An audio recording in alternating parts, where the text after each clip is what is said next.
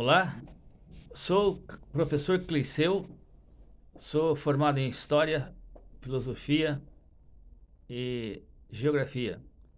Sou especialista em Pedagogia das Religiões e economista da História Contemporânea.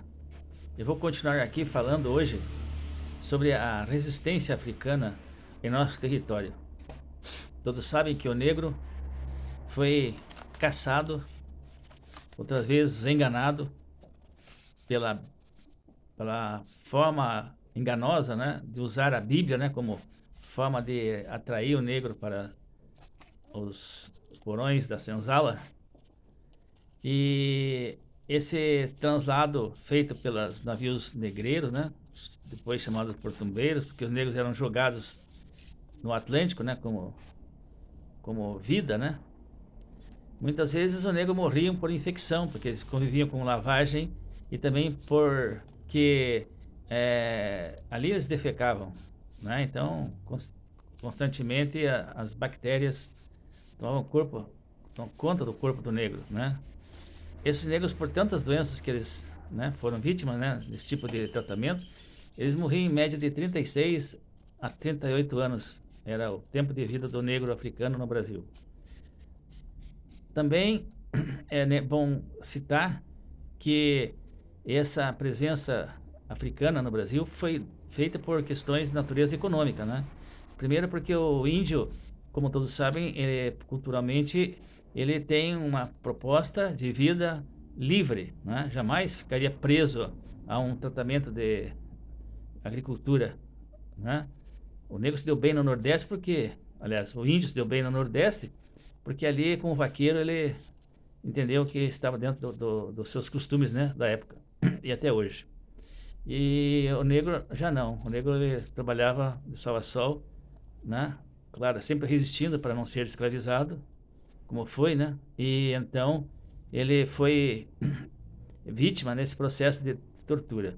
O negro sempre viveu à base de chicotada, né?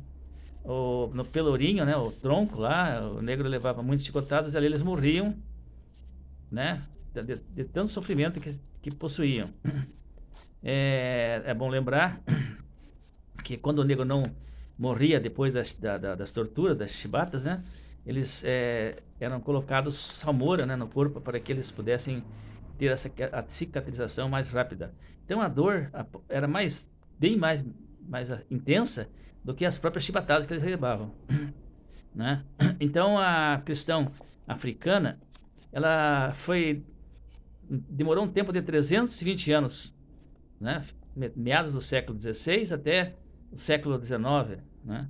E então ficou esse ranço, né, de que o negro foi saído de um território condenado pelo Noé como um território amaldiçoado, né, devido à explicação que a Bíblia dava naquela época, né, até hoje não sei se ainda existe, mas o Cã, né, como todos sabem, ele surpreendeu o pai dele tomando banho nu, o Noé, e isso deu esse tipo de castigo para que o Noé, para que o Cã fosse viver na África. E ali, então, o continente africano foi amaldiçoado por Noé, né? Então, a África era um continente amaldiçoado e a América era a salvação. Assim foi que o índio, aliás, que o negro foi levado a ser enganado para vir para a América. É bom que vocês saibam que o negro chegou aqui no Brasil, trabalhou de sol a sol nas lavouras, né? E com toda com a sua luta de resistência, ele não conseguia sobreviver a tanta tortura, né? Sabemos da questão da forma como ele tentava enganar os capitão do mato com a macumba, né? Que era o formato de um tambor, né? O atabaque, para que eles pudessem se comandar pelo som, né? Uma batida era corra, que chegou o capitão do mato, né? 2 batidas, o capitão do mato chegou com um cachorro, né? E 3 batidas chegou a cavalo. Isso para que vocês entendam a necessidade dessa macumba, que era nada mais do que o tambor.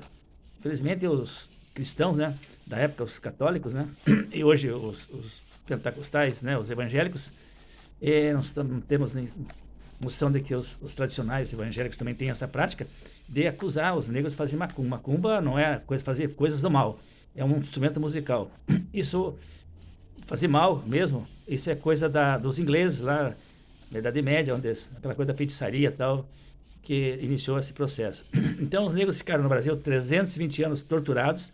Essa Lei Áurea foi uma mentira de libertação, porque o negro, depois de tanto fazer por nosso país, ele foi expulso, né, do seu território, das senzalas, e jogado no meio da rua, sem direito a nada.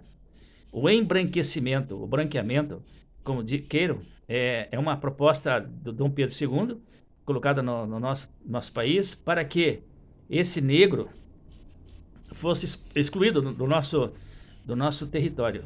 Havia-se uma proposta de que em 100 anos não haveria mais um negro no território brasileiro. E, felizmente, isso não aconteceu. Então, como que não aconteceu? Porque o negro resistiu, de todas as formas. A senzala, né? Aliás, os quilombos, né? De Palmares, Consumbi, né? Mais tarde, as resistências continuaram. E aí, então, houve um processo de liquidação, de luta, de resistência. Nunca o negro aceitou ser escravo. Eu continuo no próximo momento, vou falar para vocês o desfecho de todo esse processo. Boa tarde e muito obrigado.